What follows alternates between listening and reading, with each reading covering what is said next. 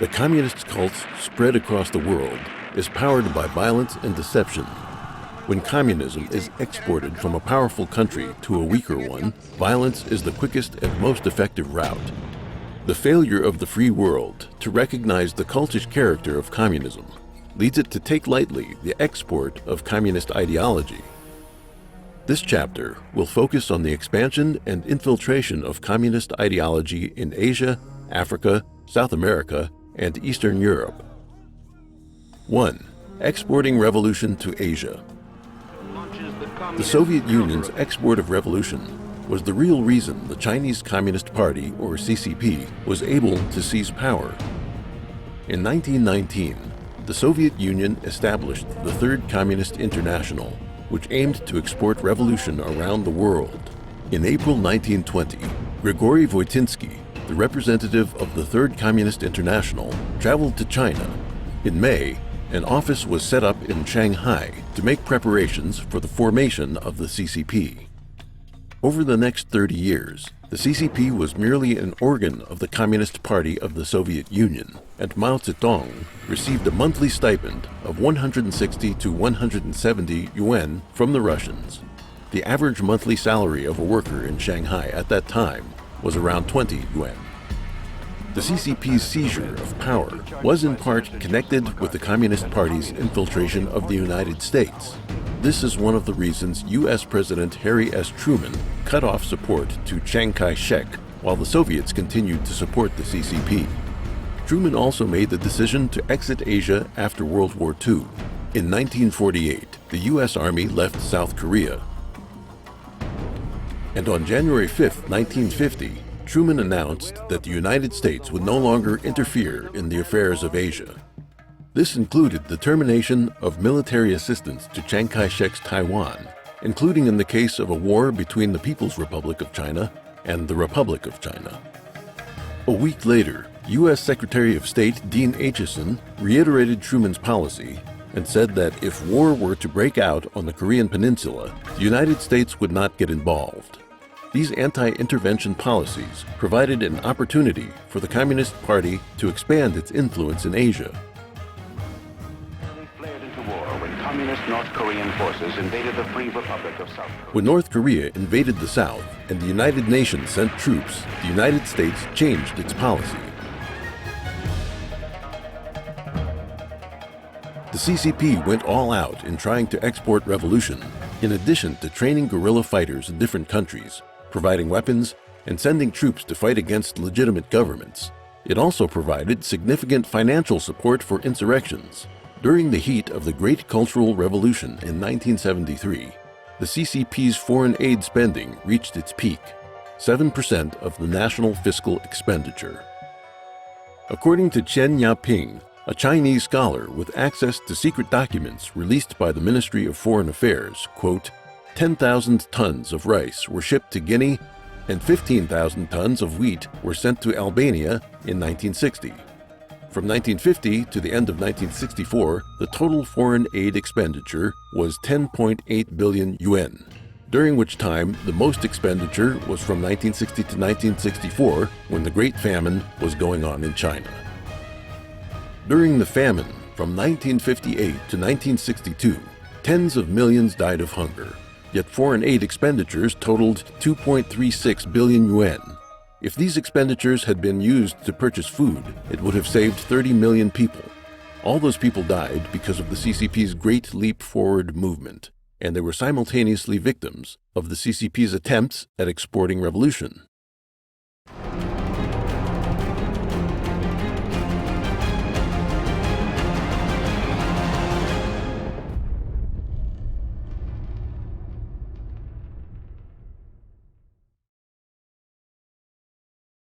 A. The Korean War. Communism seeks to conquer the world in order to destroy mankind. It exploits the human hunger for fame and fortune to mislead people into spreading its evil ideology. Stalin, Mao, Kim Il-sung, and Ho Chi Minh were driven by such desires. At a meeting with Stalin in 1949, Mao promised to send over 1 million troops and over 10 million workers to help Stalin's expansion into Europe in exchange for Mao's control over North Korea. On June 25, 1950, after extensive planning, North Korea invaded the South, and in 3 days, Seoul was taken. After a month and a half, the entire Korean peninsula was occupied by the North. Before the war broke out, in March 1950, Mao amassed a large number of troops near the Korean border to have them ready for war. The details of the war itself are beyond the scope of this chapter, but in short, the war stretched on because of Truman's policy of appeasement. The CCP sent a, quote, volunteer army to the peninsula with another secret agenda to get rid of the more than 1 million Kuomintang soldiers who had surrendered during the Civil War. By the end of the Korean War, casualties on the Chinese side were over 1 million. The outcome of the Korean War was a split peninsula. Since the CCP and the Soviet Communist Party fought for control of North Korea, the North benefited from both sides. For example, in 1966, when Kim Il-sung visited China, he discovered that a subway was under construction in Beijing. He then requested that an identical subway be constructed in Pyongyang for free. Mao immediately decided to halt the construction in Beijing and sent equipment and personnel, including 2 divisions of the PLA's Railway Corps and numerous engineers, totaling several tens of thousands of people, to Pyongyang. The North didn't spend a penny or use any of its own people in the construction, yet demanded that the CCP guarantee the safety of the subway in times of war. In the end, Pyongyang's subway system became one of the deepest in the world at the time, with an average depth of 90 meters, 295 feet, and a maximum depth of 150 meters, 492 feet underground. After the construction was completed, Kim Il-sung told the public that it had been designed and built by Koreans. Moreover, Kim often bypassed the CCP and went directly to the Soviet Union for money and material. After the Korean War, the CCP deliberately left some people in North Korea with the mission of bringing the North closer to Beijing and prying it away from Moscow. Kim either killed or jailed the CCP personnel, and the CCP ended up losing on all fronts. After the collapse of the Soviet Communist Party, the CCP decreased its aid to North Korea. In the 1990s, the North Korean people were starving. In 2007, the Non-Governmental Organization Association of North Korean Defectors reported that in the 60 years of Kim's rule, at least 3.5 million died of hunger and related diseases. This is another bloody debt of the communists' exported revolution.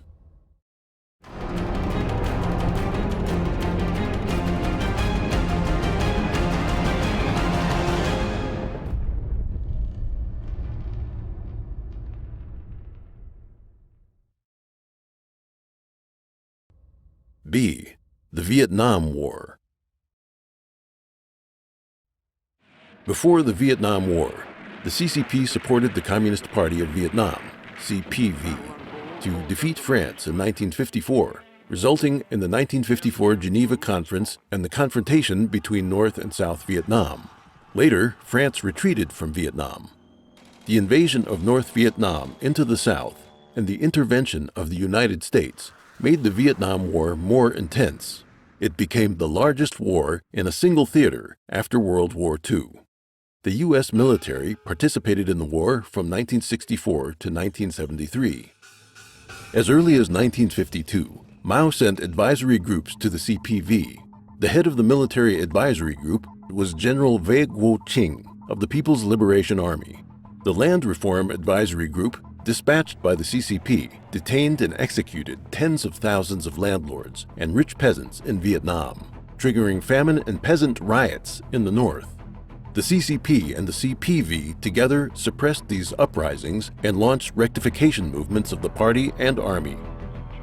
In order to become the leader of communism in Asia, Mao aided Vietnam on a large scale, despite the fact that tens of millions of people were starving to death in China. In 1962, Liu Shaoqi, vice chairman of the CCP, ended Mao's frenzied policy at the 7,000 People's Assembly, preparing to restore the economy to health and effectively marginalize Mao. But Mao refused to give up power, so he brazenly made China enter the Vietnam War, while Liu, who had no power base in the military, had to sideline his plans for economic recovery. In 1963, Mao dispatched Luo Ri-chin and Lin Biao to Vietnam in succession. Liu promised Ho Chi Minh that the CCP would shoulder the cost of the Vietnam War itself. He said, quote, "You can take China as your home front if there's a war." With the investigation and support of the CCP, in July 1964, the CPV attacked a U.S. warship with torpedoes in the Gulf of Tonkin, creating the Gulf of Tonkin incident, which triggered the United States' participation in the war. Subsequently, in order to compete with the Soviet Union for influence over Vietnam, the CCP spent treasure, weapons, and blood. Historian Chen Shenhui wrote in his book, The Truth of the Revolution, the 20th Century Chronicle of China, quote, "Mao's support for Vietnam brought disaster. It caused the death of 5 million civilians, led to landmines and ruin everywhere, and caused the economy to collapse." The support the CCP provided the CPV included the following: weapons, ammunition, and other military supplies sufficient to equip more than 2 million soldiers in the Army, Navy, and Air Force, more than 100 production companies and repair factories, over 300 million meters of cloth, over 30,000 cars, hundreds of kilometers of railroads, over 5 million tons of food, over 2 million tons of gasoline, over 3,000 kilometers of oil pipelines, hundreds of millions of US dollars. Apart from these goods and money supplies, the CCP also secretly dispatched over 300,000 PLA troops, who then donned North Vietnamese fatigues to fight against the South Vietnamese and US militaries. To ensure the secret was kept, numerous Chinese soldiers who died in the war were buried in Vietnam. By 1978, the CCP's total aid to Vietnam reached 20 billion, while China's GDP in 1965 was only 70.4 billion yuan, approximately 28.6 billion at the official exchange rate at the time. In 1973, the United States compromised with the domestic anti-war movement, which was actually instigated by communists, and withdrew its troops from Vietnam.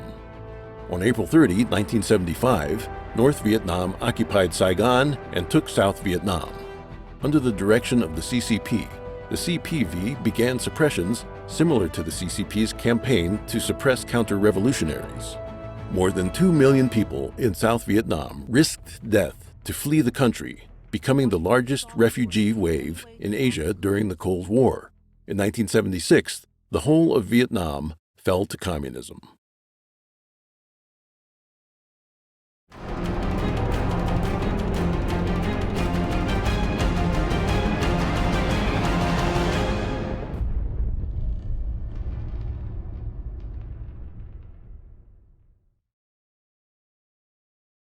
C. The Khmer Rouge. The CPV asked the CCP to provide large-scale assistance to Vietnam during the Vietnam War, but this later became one of the reasons China and Vietnam became hostile to each other. In order to export revolution, the CCP loaded Vietnam with huge amounts of aid in order to have it keep fighting the United States. Vietnam didn't want the war to drag out so long, so it joined the U.S.-led four-nation talks, which excluded China from 1969. In the 1970s, after the Lin Biao incident, Mao urgently needed to establish prestige in China. In addition, Sino-Soviet relations had worsened after the Shenbao Island incident, a locally contained military conflict between the two powers. Mao thus cooperated with the United States to counteract the Soviet Union and invited U.S. President Richard Nixon to visit China. Meanwhile, facing opposition to the Vietnam War back home, the United States was reluctant to continue fighting. Vietnam and the United States signed a peace agreement. It was then that Vietnam drifted away from the CCP and came into the orbit of the Soviet Union. Mao was unhappy with this and decided to use Cambodia to put pressure on Vietnam. Relations between Vietnam and Cambodia became worse, and the two countries eventually went to war. The CCP's support for the Communist Party of Kampuchea, broadly known as the Khmer Rouge, began in 1955, with Khmer leaders receiving training in China. Pol Pot, the paramount leader of the Khmer Rouge regime, was appointed by Mao in 1965. Mao provided money and arms to the Khmer, and in 1970 alone, provided Pol Pot with weapons and equipment for 30,000 people. After the United States withdrew from French Indochina, Vietnam, Cambodia, and Laos, the local governments were unable to resist the CCP-supported communists, and so the Laotian and Cambodian regimes fell into their hands in 1975. Laos fell to Vietnam, while Cambodia came under the control of the CCP-backed Khmer Rouge. To implement the CCP's policy and to teach Vietnam a lesson, the Khmer Rouge repeatedly invaded southern Vietnam, which had been united by the CPV in 1975. It slaughtered residents at the Cambodian-Vietnamese border and tried to occupy the Mekong Delta in Vietnam. Meanwhile, Vietnam's relationship with the CCP was bad, while its relationship with the Soviet Union was good. With the support of the Soviets, Vietnam began attacking Cambodia in December 1978.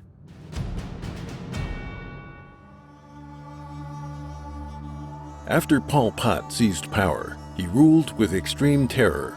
He announced the abolition of currency, ordered all urban residents to join collective forced labor squads in the countryside, and slaughtered intellectuals.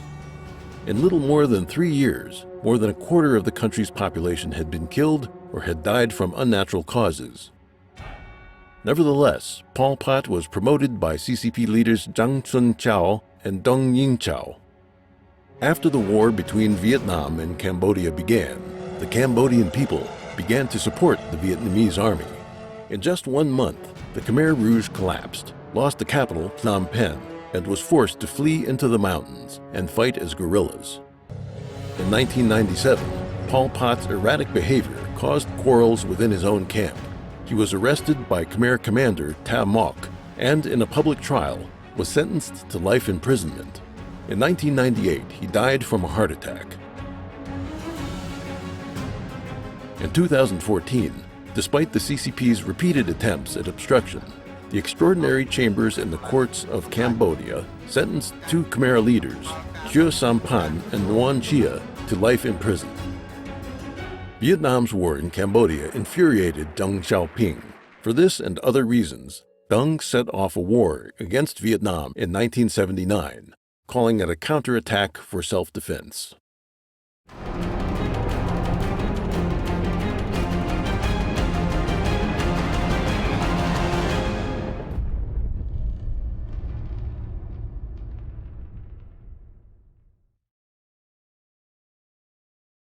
D. Other parts of Asia. The CCP's export of revolution had painful repercussions for the Chinese diaspora. Numerous anti-Chinese incidents broke out around the world, and at least several 100,000 overseas Chinese were murdered. Many also had their right to do business and receive an education restricted. One typical example was in Indonesia. During the 1950s and 1960s, the CCP provided significant financial and military support to Indonesia to prop up the Communist Party of Indonesia, Partai Komunis Indonesia, or PKI. The PKI was the largest political group at the time, with 3 million direct members. Added to that, its affiliated organizations brought the combined total affiliates and members to 22 million, scattered across Indonesia's government, political system, and military, including many close to the first Indonesian president, Sukarno. Mao was criticizing the Soviet Union at the time for supporting revisionism and strongly encouraged the PKI to take the path of violent revolution. PKI leader Adit was an admirer of Mao and was preparing to stage a military coup. On September 30th, 1965, right-wing military leader Suharto crushed this attempted coup, cut ties with China, and purged a large number of PKI members. The cause of this purge is related to Zhou Enlai. During one of the international meetings between the communist countries, Zhou promised the Soviet Union and representatives of other communist countries, quote, "There are so many overseas Chinese in Southeast Asia. The Chinese government has the ability to export communism through these overseas Chinese and make Southeast Asia change color overnight." From this point on, large-scale anti-Chinese movements began in Indonesia. The anti-Chinese movement in Burma, also known as Myanmar, was similar. In 1967, soon after the start of the Cultural Revolution, the Chinese consulate in Burma, as well as the local branch of the Xinhua news agency, began heavily promoting the Cultural Revolution among overseas Chinese, encouraging students to wear Mao badges, study his Little Red Book, and confront the Burmese government. The military junta, under the rule of General Ne Win, gave orders to outlaw the wearing of badges with Mao's image and the study of Mao's writing, and to shut down Chinese schools. On June 26, 1967, a violent anti-Chinese incident took place in the capital Yangon, where dozens were beaten to death and hundreds injured. In July 1967, the CCP's official media called for, quote, firmly supporting the people of Myanmar under the leadership of the Communist Party of Burma, CPB, to start armed conflicts and start a major revolt against the Ne Win government. Soon after, the CCP sent out a military council team to assist the CPB, along with over 200 active soldiers to join them. They also ordered large groups of CPB members who had lived in China for many years to return to Burma and join the struggle. Afterward, a large number of Chinese Red Guards and CPB forces attacked Burma from Yunnan, defeating the Burmese government forces and taking control of the Kokang region. More than 1,000 Chinese youth sent from Yunnan died on the battlefield. About the time of the Cultural Revolution, the CCP's attempts at exporting revolution involved the promotion of violence and the provision of military training, weapons, and funding. When the CCP stopped trying to export revolution, communist parties in various countries all disintegrated and were unable to recover. The Malaysian Communist Party was a typical case. In 1961, the Malaysian Communist Party, MCP, decided to abandon armed conflict and instead gain political power through legal elections. Deng Xiaoping called MCP leaders Qin Peng and others to Beijing, demanding that they continue their efforts at violent insurrection, because at the time the CCP believed that a revolutionary high tide centered around the Vietnamese battlefield would soon sweep Southeast Asia. The MCP thus continued its armed struggle and attempted revolutions for another 20 years. The CCP funded the MCP, having them procure arms on the black market in Thailand, and in January 1969, established the Malaysian Sound of Revolution radio station in Yuyang City, Hunan Province, to broadcast in Malaysian, Thai, English, and other languages.